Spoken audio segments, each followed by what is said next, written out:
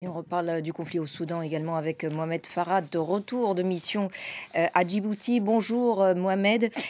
Vous êtes donc resté 5 jours au total à Djibouti, d'où les évacuations des étrangers du Soudan a été coordonnée. Et parmi les pays qui ont évacué leurs ressortissants, mais aussi des ressortissants d'autres pays, la France, des évacuations qui se sont relativement bien passées, si je puis dire. Tout à fait. L'opération Sagittaire, c'est une opération, on peut la qualifier d'exceptionnelle. En fait, la France a tout à fait évacué plus de 500 personnes, dont 209 Français.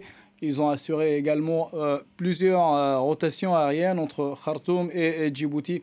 Malheureusement, il y avait un militaire français qui s'est blessé lors du premier convoi, ce premier convoi qui a été victime d'un échange de tirs. On ne sait pas, ça vient de quel camp ce feu-là, mais en tout cas, ce militaire-là a été opéré de suite à Khartoum. Les militaires, ils ont mis un service de santé dans l'ambassade et ils ont réussi à le stabiliser et l'envoyer dans le premier avion à Djibouti. Je disais que cette opération, c'était une opération délicate et super dangereuse. Toute la base militaire française de Djibouti était vraiment soulagée au moment de l'atterrissage de ce premier avion. Il y avait des Français, d'autres ressortissants également, beaucoup d'enfants, des familles, ainsi de suite.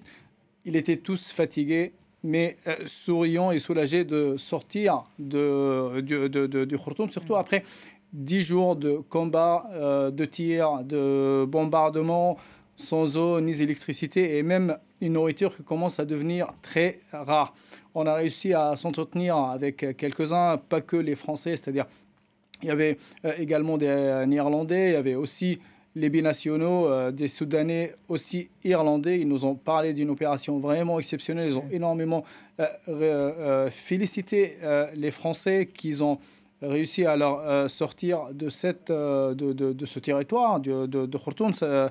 Surtout, ils disent qu'ils ont vraiment assuré, ils ont beaucoup assuré, c'est-à-dire malgré la dangerosité de cette mission, et qu'ils ont finalement réussi à conduire ce convoi de l'ambassade de France jusqu'à l'aéroport militaire d'Omdurman et finalement les envoyer à Djibouti. Et comment est-ce que ces personnes ont ensuite été prises en charge? On sait qu'elles sont parties parfois sans rien, en tout cas dans la précipitation depuis Khartoum. Tout à fait, il y avait toute une organisation à la base militaire de Djibouti pour la prise en charge de toutes ces personnes qui ont été évacuées. Il y avait également une cellule de crise qui a été mise en place dès le début de cette opération et qui récupère les gens, vérifier surtout leurs papiers d'identité. Il y en a énormément qui sont partis sans rien ou juste avec un acte de naissance. Ils les prennent en charge, ils les enregistrent. Il y avait aussi tout un service médical pour ceux qui souhaitent passer par le médecin. Il y a aussi il y avait un psychologue.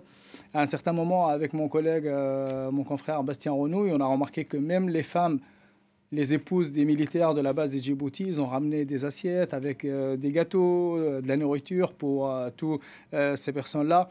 Beaucoup ont passé la nuit dans cette base militaire de Djibouti, mais aussi il y en a beaucoup ont été transférés après vérification vers les hôtels de la capitale et surtout les familles avec des enfants.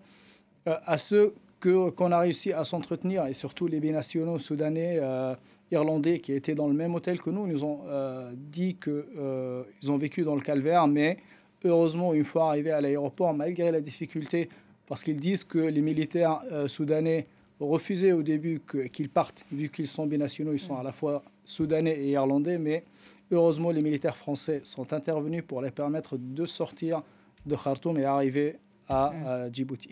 Vous parliez de calvaire. Qu'est-ce qu'ils vous ont dit précisément? Ils nous ont montré des vidéos, ils nous ont montré la situation dans laquelle ils étaient en train de vivre. Impossible de vivre dans des conditions pareilles, c'est-à-dire les tirs partout, surtout ceux qui étaient proches de l'aéroport de Khartoum. Donc, ils nous ont montré l'intérieur, comment ils vivent sans électricité.